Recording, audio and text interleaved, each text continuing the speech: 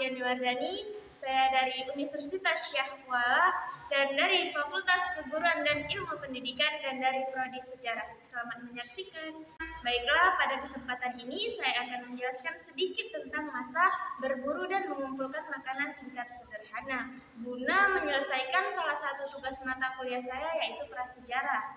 Kehidupan masa prasejarah, berburu, meramu, bercocok tanam, dan prasejarah. Sejarah dikenal di satu titik di masa lalu di mana manusia mulai mengenal tulis-menulis. Sementara sejarah dapat diartikan masa sebelum adanya tulisan. Sementara sejarah juga dapat diartikan peristiwa atau kejadian di masa lampau.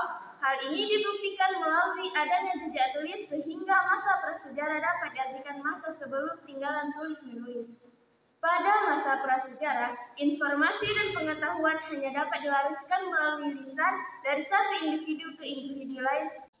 Untuk mengetahui kehidupan pada masa prasejarah, arkeolog dan arkeolog menggunakan fosil untuk mencoba mencari tahu gambaran kehidupan kuno berupa tulang, batu, karang, logam, arang, dan sisa sel tumbuhan dan hewan, atau tradisi tertentu yang terwariskan sampai hari ini. Semenjak terciptanya miliaran tahun yang lalu, bumi telah melewati banyak periode kehidupan.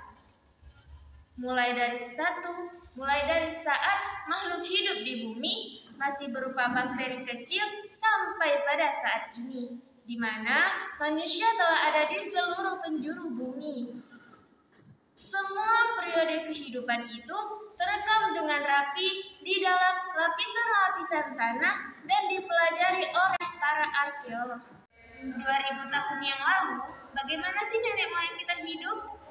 Kehidupan masa prasejarah terjadi dalam 3 tahap, yaitu tahap berburu dan meramu, tahap bercocok tanam, dan tahap perundagian. Masing-masing terjadi secara berangsur-angsur dan dalam waktu yang lama. Tahap paling awal pada perkembangan hidup manusia adalah berburu dan meramu. Pada masa ini, mereka mengandalkan hewan dan tanaman liar yang merupakan sumber makanan mereka. Mereka berburu hewan seperti babi atau kerbau hutan, karang-karangan, atau ikan, dan mengumpulkan berbagai macam tumbuhan yang dapat dimakan seperti padi dan gandum liar untuk bertahap. Kedua keterampilan inilah yang menjadi asal mula spesies tumbuhan dan pangan hewan ternak yang biasa kita kenal seperti sekarang. Contohnya, tanaman padi. Diperkirakan kehidupan masa prasejarah, manusia mengonsumsi tanaman padi, yaitu Oryza rufipogon.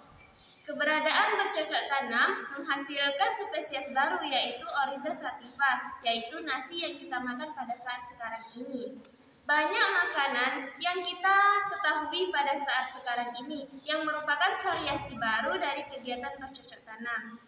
Kira-kira 1000 tahun yang lalu, karena tak perlu jauh-jauh mengisi perut, lagi manusia pada saat itu pun perlahan-lahan mulai hidup menetap dan meninggalkan gaya hidup nomadennya. Iklim yang hangat membuat mereka bisa bermukim di luar gua.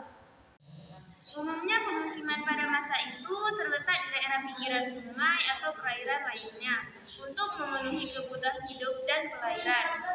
Selain pasokan makanan yang bertambah, hal lain pun bertambah, yaitu populasi yang semakin besar. Pada masa inilah manusia mulai memiliki seni dan kepercayaan, di antaranya percaya kepada animisme dan dinamisme, yaitu percaya kepada berhala atau benda-benda yang dianggap memiliki kekuatan khusus dan percaya kepada nenek moyang.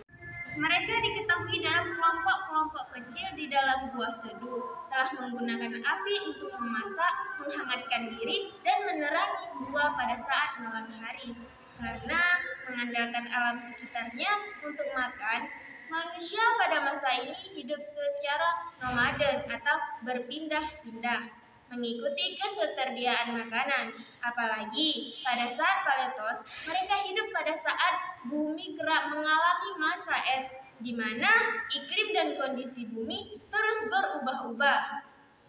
Mereka akan meninggalkan tempat tinggal mereka dan berpindah ke tempat lain saat mulai kehabisan makanan. Mengalami persaingan ketat manusia atau hewan lain di sekitarnya. Hobi berpindah-pindah rumah ini menjadi penyebab migrasi manusia dari tanah. Misalnya di benua Afrika, di seluruh penjuru di dunia, salah satunya Indonesia. Selama puluhan ratusan ribu tahun, mereka terus berpencar ke berbagai tempat di bumi untuk mencari makan. Persebaran itulah yang menyebabkan setiap penjuru bumi pada saat ini ada manusia. Selain api, manusia juga sudah bisa membuat alat-alat sederhana dari batu yang digunakan untuk melindungi diri dan mengelola makanan. Alat batu pada masa ini termasuk ke dalam alat batu Paleolitik dengan ciri berukuran besar, berbentuk sederhana, dan berstruktur kasar. Temuan alat batu pada masa berburu dan meramu ini di Indonesia diantaranya ditemukan di Sungai Basoka, Pacitan, di mana arkeolog berhasil menemukan sejumlah kapak perimbas, kapak penetap, dan kapak genggam yang terbuat dari batu. Baik, sekian penjelasan materi dari saya, yaitu sesungguhnya bumi sudah berumur puluhan juta tahun. Hal ini ditandai dengan adanya masa prasejarah dan bumi juga sudah mengalami beberapa kali perubahan iklim dan masa.